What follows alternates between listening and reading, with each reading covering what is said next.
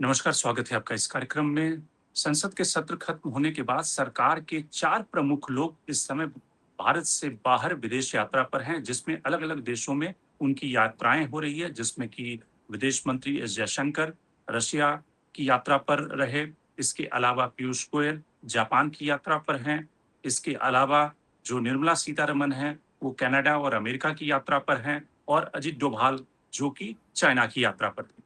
सवाल यह है कि सरकार के 4 प्रमुख लोग मॉनसून सत्र खत्म होने के बाद जब राज्यों के चुनाव शुरू हो रहे हैं, उससे पहले इन देशों की यात्राओं में क्या कर रहे हैं? और खास करके एक ऐसे समय में जब आरएसएस चीफ मोहन भागवत भी अमेरिका की और कनाडा की यात्रा पर हैं। तो इन यात्राओं का मकसद क्या है? क्या जो पॉलिटिकल कैपिटल है, डोमेस्टिक पॉलिटिकल कैपिटल कैपिटल जो सरकार डाइल्यूट हो रही है, सरकार खो रही है, उसको रिगेन करने के लिए ये यात्राएं अलग-अलग देशों में की जा रही है। वहां से आर्थिक सहायता, इन्वेस्टमेंट लाने के लिए, कूटनीतिक समझौते करने के लिए, ताकि जो एक एस्पिरेशनल इंडिया है, उसको लुभाया जा सके कि भारत की जो ग्रोथ स्टोरी है, वो अभी बरकरार रहे। तो आज के कार्यक्रम में इन यात्राओं के मकसद को हम डिकोड करने की कोशिश करेंगे। हमारे साथ 2 मेहमान जुड़ रहे हैं, सीनियर जर्नलिस्ट आरती जेरथ जुड़ रही हैं और पूर्व आईपीएस ऑफिसर रहे विभूति नारायण जी जुड़ रहे हैं। शुरुआत करते हैं आरती जेरथ जी आपसे। ये जो 4 महत्वपूर्ण लोग बल्कि 5 महत्वपूर्ण लोग, एक आइडियोलॉजिकल संस्था के प्रमुख हैं जो कि बीजेपी की मदर ऑर्गेनाइजेशन है, वो अमेरिका की यात्रा पर हैं। उसके साथ में विदेश मंत्री, वित्त मंत्री, कॉमर्स मिनिस्टर, एनएसए, ये सारे लोग अलग-अलग वजहों से अलग-अलग देशों की यात्राओं पर हैं। सवाल ये है कि इन यात्राओं का मकसद क्या, पॉलिटिकल मकसद आपको क्या समझ में आता है? एक सामान्य यात्राएँ होती है कि ठीक है, ट्रेड टॉक करने के लिए आप जाते हैं, लेकिन एक सिंक्रोनाइज़ेशन में एक समय पे यात्राएँ हो रही है और खास करके उसके बैकग्राउंड में हमने देखा कि किस तरह से युवाओं का प्रोटेस्ट हुआ। तो क्या इसका पॉलिटिकल इम्प्लीकेशन समझ में आता है? देखिए, जो कहा जा रहा है वो ये है कि निर्मला सीतारमन इन्वेस्टमेंट टॉक्स के लिए गई हैं। पीयूष गोयल भी वो भी इन्वेस्टमेंट के लिए गए हैं। डोवाल साहब चाइना में हैं बॉर्डर टॉक्स के लिए। और जयशंकर जी तो मतलब रूस के साथ जो भी हमारे पुराने रिश्ते हैं उनको स्ट्रेंथन करने के लिए गए हैं। लेकिन मेरा ये सवाल है कि ठीक है, ये तो मतलब सरकार का काम है बाहर जाना, इन्वेस्टमेंट मांगना, इन्वेस्टमेंट ढूंढना, फॉरेन ये बायलैटरल टाइज को स्ट्रेंथन करना, वो सब ठीक है। मेरा सिर्फ ये प्रश्न है कि अभी हाल में इतना इतना मतलब प्रोटेस्ट हुआ नीट लीक्स को लेके और एजुकेशन सिस्टम को लेके, और आपने अभी तक एजुकेशन मिनिस्टर फुल टाइम नहीं अपॉइंट किया है। अभी आपने प्रहलाद जोशी को मतलब ड्यूल चार्ज दिया है। तो मतलब उनका खुद का मिनिस्ट्री है और अब ये मिनिस्ट्री भी देख रहे हैं। आज के दिन में जब ये मिनिस्ट्री इतने कंट्रोवर्सी में है, जो इतना इम्पोर्टेंट मिनिस्ट्री है, तो हम बहुत सुन रहे हैं कि कैबिनेट रीशफल होगा। अभी तक कैबिनेट रीशफल नहीं हुआ है और आपने फुल टाइम एजुकेशन मिनिस्टर नहीं अपॉइंट किया है। तो क्या आपको फॉरेन इन्वेस्टमेंट ढूंढने में फायदा मिलेगा कि जो आपकी कमियां हैं देश के अंदर, उनको ठीक करने में उनको ठीक करने में पॉलिटिकल कैपिटल मिलेगा? अभी तो मतलब पॉलिटिकल कैपिटल सरकार का डाउन हो रहा है। अगर उसको बढ़ाना है तो आपको घर में जो चीजें खराब हो गई हैं वो उनको ठीक करना चाहिए। बाहर जाके फॉरेन इन्वेस्टमेंट पता नहीं आज के दिन में आएगा कि नहीं आएगा। वर्ल्ड इकोनॉमी भी इतना टर्बुलेंट है ये ईरान वॉर के वजह से। ऑयल प्राइसेस बढ़ रहे हैं। अमेरिका तो खुद अपने इकोनॉमिक क्राइसिस में फंसी हुई है। जापान भी इकोनॉमिक क्राइसिस में फंसी हुई है। तो वहां से क्या हमको फॉरेन इन्वेस्टमेंट मिलेगा, मुझे समझ में नहीं आता है, क्योंकि इन दोनों देशों में इतना फ्री मनी नहीं है कि वो हमारे यहाँ इन्वेस्ट करेंगे। थोड़ा बहुत आ सकता है, पर जो हमारे हमारे प्रॉब्लम्स हैं यूथ के, अनएम्प्लॉयमेंट, स्किल डेवलपमेंट, वो तो हल नहीं होंगे ना। आपको यहाँ देश में कुछ करना पड़ेगा। और ये भी मैंने पढ़ा था कि वो सेमीकंडक्टर्स और एआई के लिए गए हैं बाहर। जब आपके पेपर्स लीक हो रहे हैं, जब आप वैदिक साइंस और वैदिक मैथमेटिक्स पढ़ा रहे हैं अपने इंजीनियर्स और साइंटिस्ट को, तो आप एआई और सेमीकंडक्टर इंडस्ट्री के लिए कैसे स्टूडेंट्स को प्रिपेयर कर रहे हैं? तो मतलब सरकार को मेरे ख्याल में वो थोड़ा अपना रास्ता खो गए हैं, मुझे लगता है। जो जिस पे उनको फोकस करना चाहिए उस पे फोकस नहीं कर रहे हैं। और ये जो पुरानी जुमले हैं कि हम फॉरेन इन्वेस्टमेंट लाएंगे, हम सबको बाहर भेजेंगे। आपको याद होगा ऑपरेशन सिंदूर के समय में 50 से ज्यादा एमपीज को वर्ल्ड टूर पे भेजा था। हमको एक देश से सपोर्ट नहीं मिला। ठीक है, सबने टेररिज्म कंडेम किया, पर किसी ने हमको ऑपरेशन सिंदूर का सपोर्ट नहीं दिया, हालांकि सरकार ने इतना टैक्स पेयर का पैसा खर्च किया उस पर। तो ये सब चीजें, मतलब जब आप घर घर में इतना कुछ टूटा हुआ है, उसको पहले ठीक कीजिए ना, फिर शायद फॉरेन इन्वेस्ट। और ये टाइम, मेरे ख्याल में ये बहुत गलत टाइम है फॉरेन इन्वेस्टमेंट ढूंढने का, क्योंकि वर्ल्ड इकोनॉमी इतने टर्बुलेंस में है। विभूति जी, प्रधानमंत्री की जो डोमेस्टिक पॉलिटिक्स है उसका एक बड़ा जिसको कहते हैं कि इम्पैक्ट लाने के लिए उन्होंने जो उनके डिप्लोमेटिक रिलेशनशिप है उसका इस्तेमाल किया है। गुजरात में चुनाव है तो शी जिनपिंग की अगर यात्रा गुजरात में हो जाए और वहां पे झूले थे तो कहीं के गुजरात का चुनाव में असर पड़ जाएगा।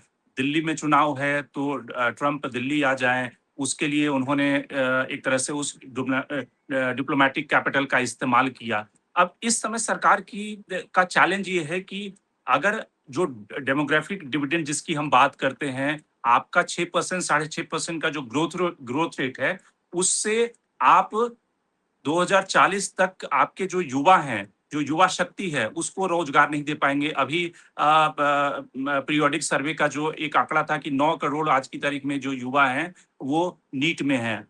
इसका मतलब कि neither in employment, neither in education, neither in skill training में हैं।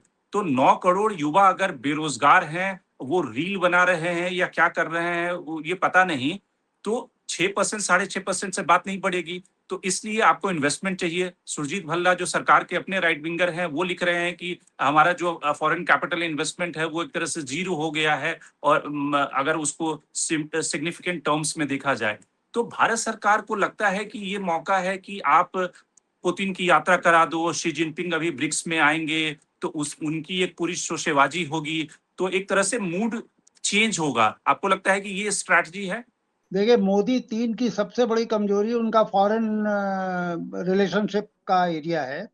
आप मोदी 1 की कल्पना करिए, जब भारत में शायद पहली बार हुआ था कि किसी प्रधानमंत्री के स्वेरिंग इन के समय 5-7 करीबी मुल्कों के हेड ऑफ द स्टेट या हेड ऑफ द गवर्नमेंट आए थे, और ऐसा लगता था, और कारपोरेट ने उस तरह का मोदी का एक व्यक्तित्व भी बनाया था। उस जमाने में अमेरिका भी हमवार था हमारे, तो एक बहुत बड़े धमाके के साथ मोदी की एंट्री हुई थी वर्ल्ड एरिना में। और ये जहां कहीं गए 40-50 देशों से इन्होंने वहां के सबसे बड़े सिविलियन अवार्ड्स ले लिए। हालांकि बाद में उसकी खिल्ली उड़ने लगी, वो अलग बात है। खासतौर से इस्लामिक मुल्कों में, मिडिल ईस्ट में बहुत ज्यादा हिंदुस्तान की प्रेजेंस महसूस की जा रही थी। लेकिन अब धीरे धीरे ये सबसे कमजोर एरिया हो गया है। आप देखिए, इससे ज्यादा शर्मनाक क्या बात होगी कि नेपाल का प्राइम मिनिस्टर भारत के राजदूत को मिलने का टाइम ना दे, बांग्लादेश के राष्ट्रपति की, हम बांग्लादेश के बांग्लादेश के प्रधानमंत्री की राष्ट्रपति का यात्रा हो जाए कैंसिल। हाँ, चिरौरी करनी पड़े बांग्लादेश के प्रधानमंत्री से कि भाई आप आ जाइए, जबकि वो G20 के सॉरी ये उस जिस संगठन का यहाँ पे सम्मेलन होगा उसके सदस्य भी नहीं है। भारत उनको विशेष रूप से आमंत्रित कर रहा है एक होस्ट की हैसियत से, उसके बाद भी वो नहीं आ रहे हैं। शी आ जाए, पुतिन आ जाएं, इन सब के लिए पूरी कोशिश हो रही है। तो एक तरह से बड़ी कमजोर विकेट पे हम खड़े हैं।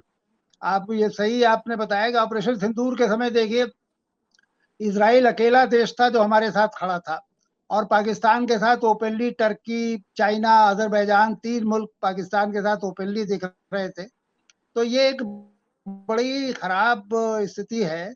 और ये खास तौर से इधर जो ऑप्टिक्स आए हैं, यहाँ पर छात्रों के ऊपर जिस तरह से पेलेट गन के फायर हुए, जिस तरह से हमारा पूरा जो वर्ल्ड जो सिविल राइट्स का जो इंडेक्स है या ह्यूमन डेवलपमेंट का इंडेक्स है, उसमें हम लगातार नीचे गिरते चले जा रहे हैं। प्रेस फ्रीडम में हमारी हैसियत बहुत बहुत निचले लेडर पे हम पहुंच गए हैं। तो ये सब मिला करके एक बड़ी डेस्परेट स्थिति है मोदी जी के लिए। अब मुझे लगता है कि उसी का ये प्रयास हो रहा है, पर वो ये भूल जा रहे हैं कि बाहर आपकी वही छवि बनती है जो आपके देश में आप अपने कार्यक्रमों से, अपनी प्रेजेंस से, जो अपने देश में आप अपनी हैसियत बनाते हैं, वही रिफ्लेक्ट करती है फॉरेन पॉलिसी में भी। तो अब ये एक जो ये 4 एक साथ बड़े लोगों का बाहर जाना है, हालांकि साधारण परिस्थितियों में तो इसको नोटिस भी नहीं लिया जाता। इतना बड़ा देश है हिंदुस्तान, यहाँ लगातार बाहर से लोग आते रहते हैं, हमारे लोग बाहर जाते रहते हैं, ये एक नॉर्मल प्रक्रिया होनी चाहिए। लेकिन अभी जो स्थिति है उसमें आपने भी इसे नोटिस किया, नॉर्मली इसको कोई नोटिस भी नहीं करता।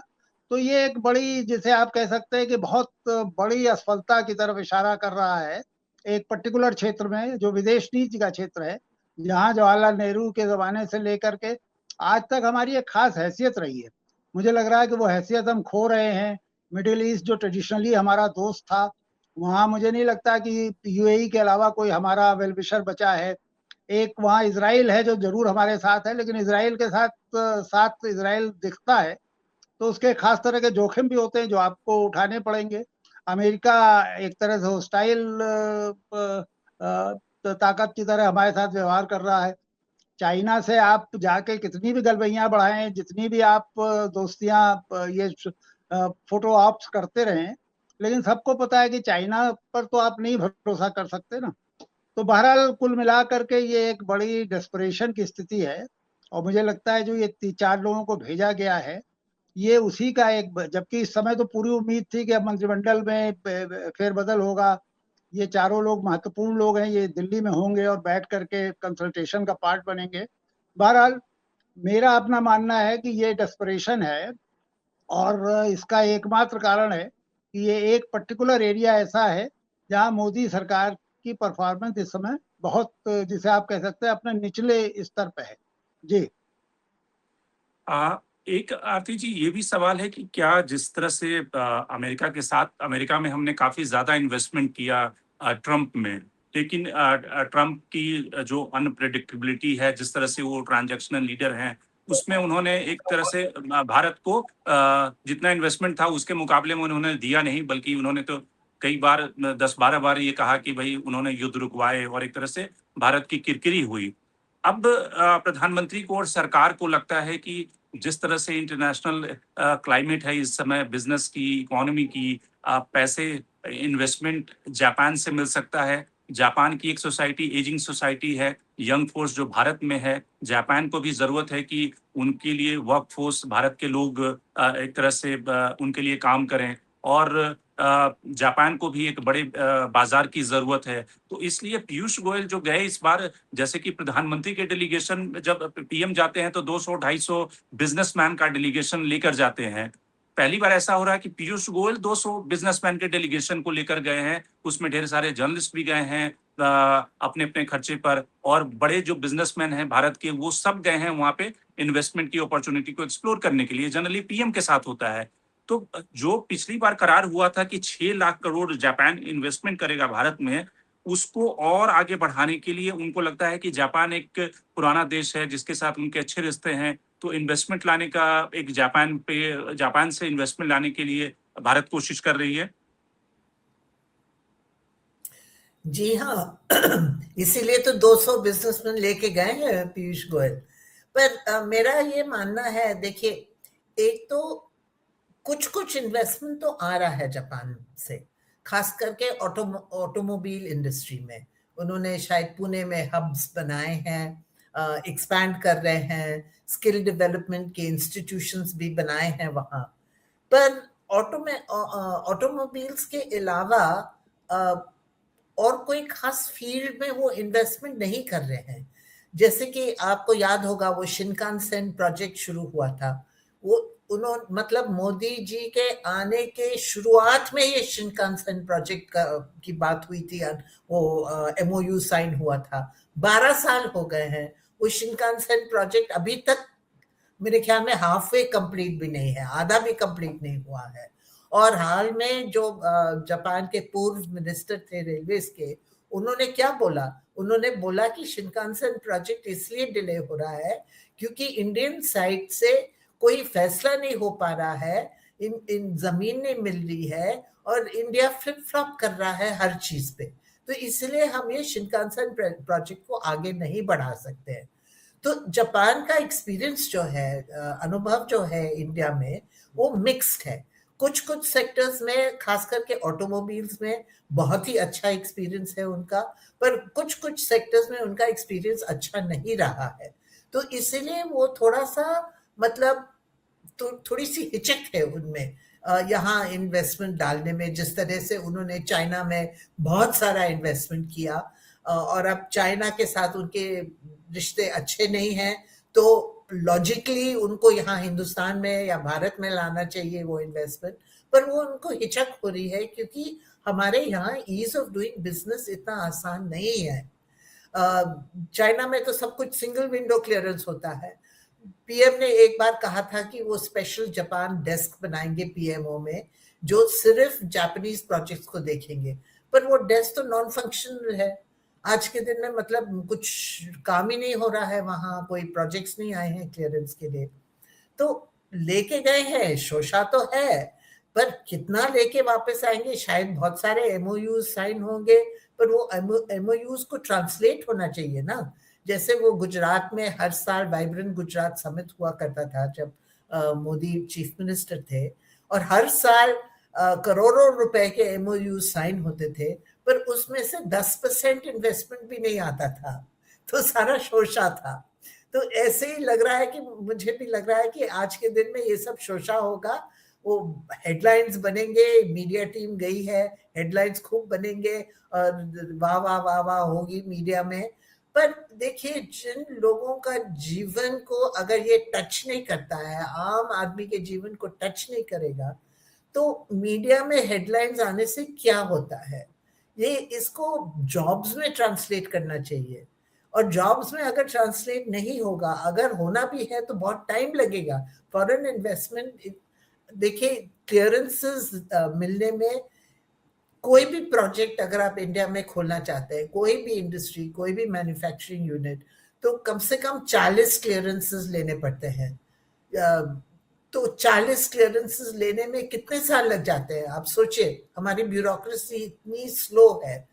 तो इसका अभी इमीडिएट फायदा तो दिखेगा नहीं, अगर कुछ फायदा होने वाला है तो। और जापान की इकोनॉमी अभी काफी नाजुक है, क्योंकि ये जो मिडिल ईस्ट में वॉर हो रहा है, इसने सबकी इकोनॉमी को अफेक्ट किया है, हमारी इकोनॉमी को, जापान की इकोनॉमी को, यूएस इकोनॉमी को। तो जापान की इकोनॉमी काफी नाजुक हालत में है। पता नहीं उनके पास इतना एक्सेस इन्वेस्टमेंट के लिए पैसे हैं कि नहीं है। वो तो हेडलाइंस आएंगे, जब बाद में हम फाइन प्रिंट पढ़ेंगे तब पता चलेगा कि असलियत क्या है। उन्होंने अमेरिका के साथ भी बहुत बड़ा करार किया हुआ है इन्वेस्टमेंट का, और हिंदुस्तान के साथ भी किया हुआ है। विभूति जी, एक सवाल ये है कि जो आरएसएस चीफ की जो अमेरिका यात्रा हो रही है, उसके पीछे वो ठीक है कि आरएसएस के 100 साल का दुनिया भर में अपनी आइडियोलॉजी को और अपना पक्ष बताने के लिए वो यात्रा कही जा रही है, लेकिन ढेर सारे लोग इस नजरिए से देख रहे हैं कि बीजेपी और खास करके प्रधानमंत्री की जो ब्रांडिंग इंडिया में हुई, उसमें एक बहुत बड़ा रोल था डायस्पोरा, यानी कि भारत के लोग रहते हैं, वो जो डायस्पोरा है उसने काफी बड़ा कंट्रीब्यूट किया। और खास करके जो गुजराती लोग रहते हैं वहां पे, वो अलग अलग हेल्थ केयर और अलग अलग बिजनेस में हैं, उन्होंने वो पूरा माहौल न केवल अमेरिका में भारत के लिए बनाया, बल्कि भारत में भी खास करके गुजरात के चुनाव में और उन सब में अलग-अलग माहौल बनाने का काम किया। अब जो स्थिति है कि एक तरह से प्रधानमंत्री नरेंद्र मोदी अपना पॉलिटिकल कैपिटल अगर खो रहे हैं या कमज़ोर हो रही है वो लहर, तो आरएसएस की चिंता है कि वो जो लहर को कैसे मोमेंटम बरकरार रखा जाए, कैसे अमेरिका में जो डायस्पोरा है, यूएस एडमिनिस्ट्रेशन में जो लोग कहते हैं कि या फिर राहुल गांधी या कांग्रेस यूएस कांग्रेस में बहुत लोगों को कन्विंस करने में कामयाब रहे हैं कि ये जो प्लुरलिस्टिक सोसाइटी की हम बात हिंदुस्तान की जो आत्मा है, वो इस सरकार में खत्म हो गई है। और बहुत सारे लोग उस आर्गुमेंट को बाय करते हैं कि भारत की ये प्रॉब्लम है। तो आरएसएस और बीजेपी को लगता है कि अमेरिका को, वहाँ के डिप्लोमैट को, वहाँ के कांग्रेसमैन को कन्विंस करके रखना, मोमेंटम बरकरार करके रखना बहुत ज़रूरी है और शायद इस कड़ी में भी इस यात्रा को देखा जा रहा है।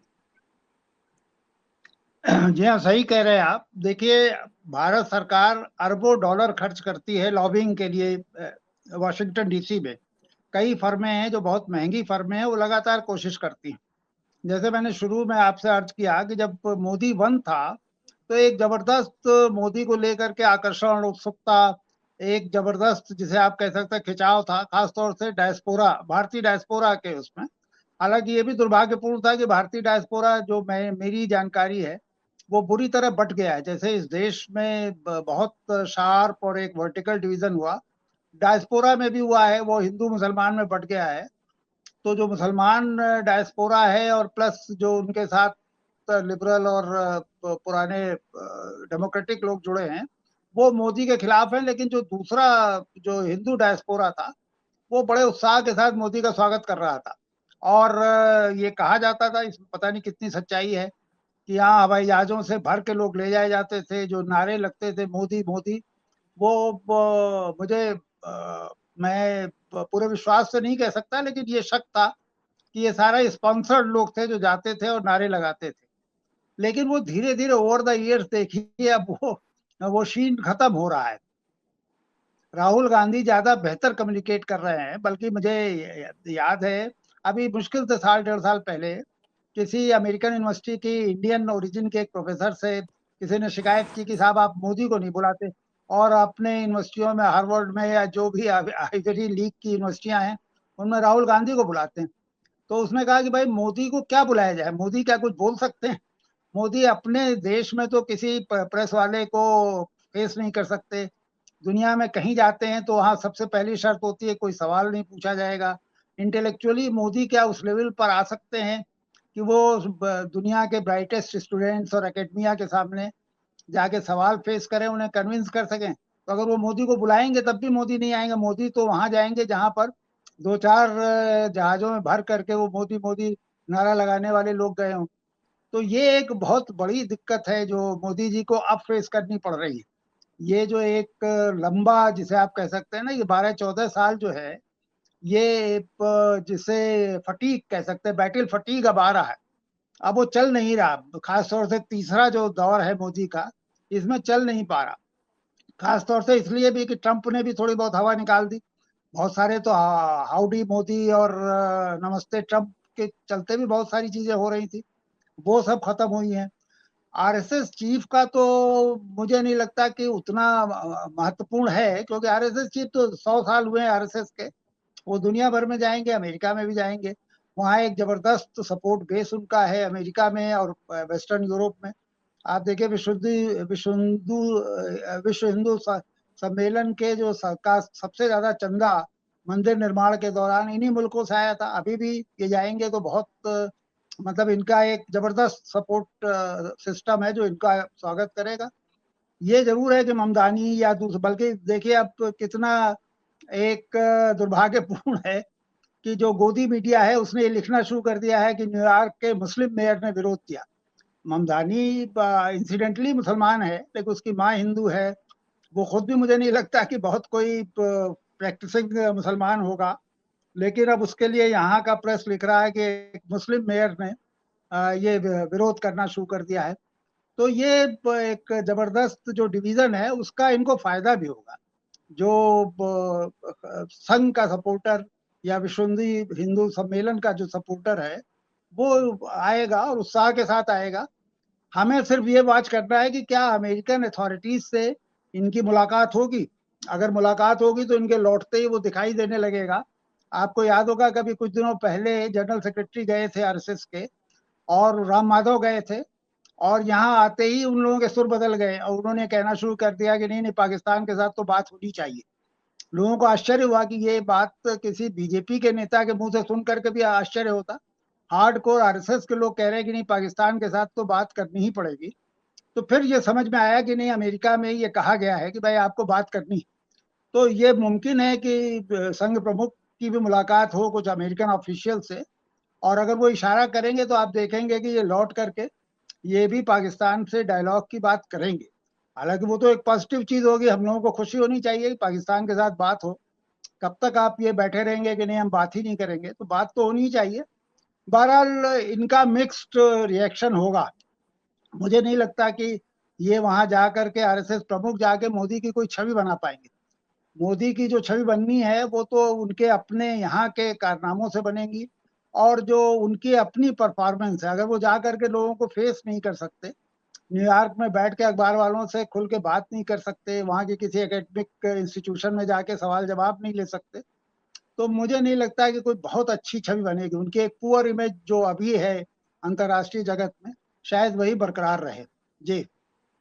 आरती जी, जब बिहार का चुनाव हो रहा था पिछली बार, तो बिहार के एक जिले में, बेगूसराय में, जहाँ से गिरिराज सिंह चुनाव लड़ते हैं, तो वहाँ पे मैं गया हुआ था कवर करने के लिए, और लोगों से मैंने पूछा कि आप किसको वोट देंगे। लोगों ने कहा कि वो गिरिराज सिंह के बारे में उन्होंने ढेर सारी बातें कही कि इन्होंने कोई काम नहीं किया है, कोई सड़क नहीं बनवाई है, गाँव में नहीं आते। तो अगला सवाल मैंने पूछा, फिर गिरिराज सिंह को नहीं वोट देंगे? तो उन्होंने कहा, नहीं नहीं, गिरिराज सिंह को तो नहीं देंगे, लेकिन हम मोदी को वोट देंगे। तो हमने पूछा कि मोदी को क्यों वोट देंगे? तो उन्होंने कहा कि मोदी ने पूरे दुनिया में भारत का मान बढ़ाया है। देखिए कैसे वो ट्रम्प से मिलते हैं और कैसे वो पुतिन से मिलते हैं।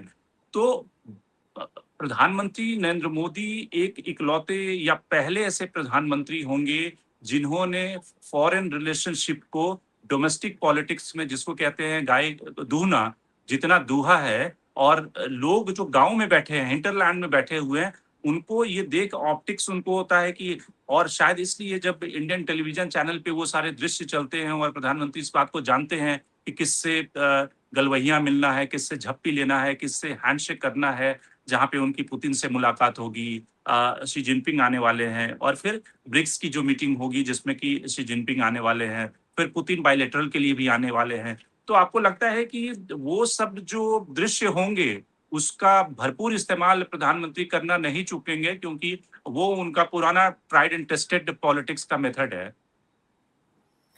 जी हाँ, पर ये आपको याद होगा कि ये जब ये स्टूडेंट्स का प्रोटेस्ट डेमोन्स्ट्रेशन हुआ था, तो जो मीम्स चले थे, और फिर बाद में राहुल गांधी ने भी ये जब ये नाटक किया था संदीप दीक्षित के साथ, वो झप्पी का तो मतलब इनकी जो ये झप्पी की आदत है, ये एक लाफिंग मैटर बन गया है। तो पता नहीं वो कितना कर पाएंगे ये सब, और क्या फर्क पड़ेगा, यही मैं कह रही हूँ कि देखिए, पहली चीज प्रधानमंत्री को करना चाहिए था, एक इफेक्टिव एजुकेशन मिनिस्टर बनाना चाहिए था, अपॉइंट करना चाहिए था, क्योंकि आज के दिन में एजुकेशन सबसे कंट्रोवर्शियल, सबसे सेंसिटिव, सबसे top of the mind subject है। तो आपने आज तक एजुकेशन मिनिस्टर नहीं अपॉइंट किया है। अगर आप जो घर के जो अपने लोगों के सवाल को आप एड्रेस नहीं करेंगे, उनके कंसर्न्स को एड्रेस नहीं करेंगे, तो पुतिन के साथ झप्पी करना या शी जिनपिंग के साथ झूले पे झूलना, उससे क्या होगा, क्या मिलेगा आपको? वो दिन गए, वो शुरुआत में जब वो उन्होंने किया था ये सब, तो उस टाइम तो ये नॉवल था, नया चीज था, तो लोगों ने बहुत अप्रिशिएट किया, क्योंकि पहले प्रधानमंत्री ने ऐसे पर्सनलाइज्ड डिप्लोमेसी नहीं की जिस तरीके से मोदी ने की। पर अब तो वो पुराना हो गया है, स्टेल हो गया है, तो इससे कुछ मिले, कोई पॉलिटिकल कैपिटल तो मुझे लगता है नहीं मिलेगा मोदी जी को। और अभी देखना है कि शी जिनपिंग आएंगे कि नहीं। पुतिन तो शायद आएंगे, पर पता नहीं शी जिनपिंग ने ऐसा कोई पक्का कॉन्फर्मेशन तो नहीं मिला है चाइना की तरफ से। तो इसीलिए डोवाल साहब गए हैं मेरे ख्याल में, मतलब बॉर्डर टॉक्स के लिए कहा जा रहा है, पर मेरे ख्याल में वो लॉबिंग करने गए हैं कि शी जिनपिंग को आना चाहिए ये ब्रिक्स की मीटिंग के लिए, और एससीओ में जब वो प्रधानमंत्री जाएंगे तो एक बायलैटरल मीटिंग होनी चाहिए शी जिनपिंग के साथ। और एक तो डोवाल साहब वही करने गए हैं, और जयशंकर रशिया गए हैं इसी मकसद से कि पुतिन के साथ भी एससीओ में और ब्रिक्स में एक छोटा बायलैटरल मीटिंग हो जाए प्रधानमंत्री के साथ।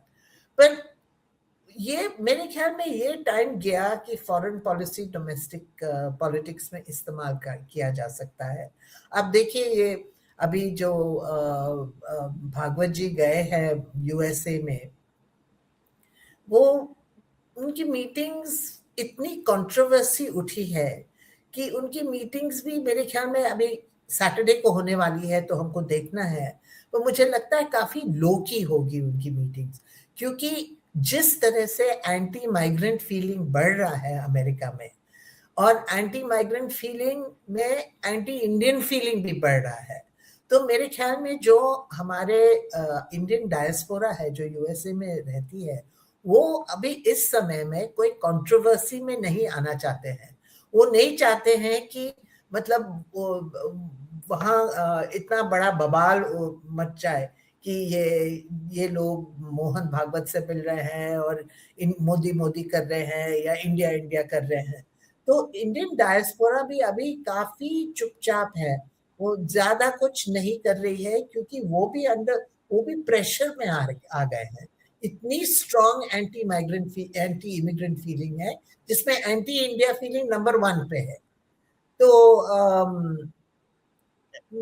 जो मोहन भागवत जी का विजिट है, जो उनका दौरा है यूएसए में, वो मेरे ख्याल में काफी लो की रहेगा।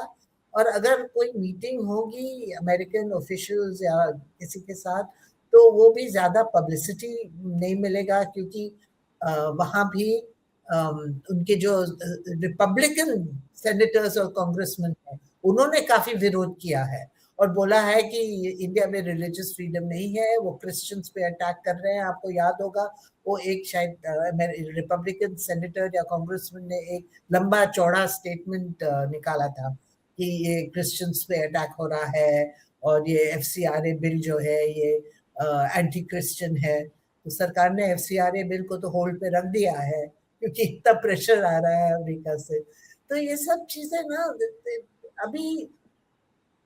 अभी भारत के लिए, और खास करके जो करंट रेजिम है उसके लिए बहुत सारी दिक्कतें हैं, बहुत सारी दिक्कतें।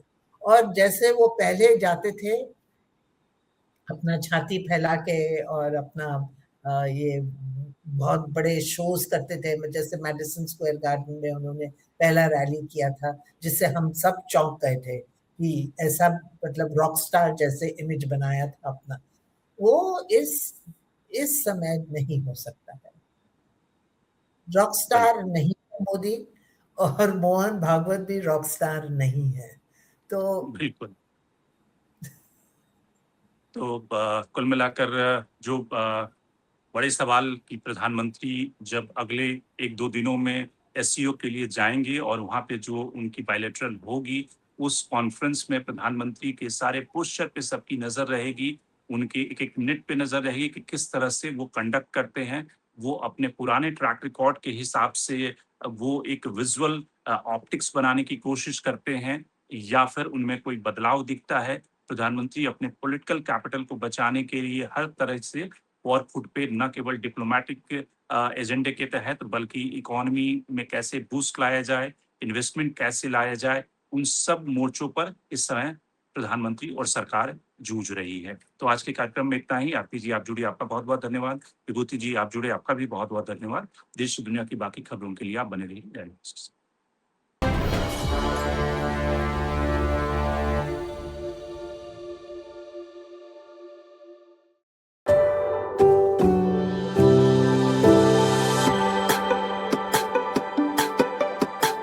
Every book has a journey, and every author has an untold story. Behind every powerful book lies curiosity, courage, and countless conversations. Discover them all on Books and Banter, a Dialogus Digital original series.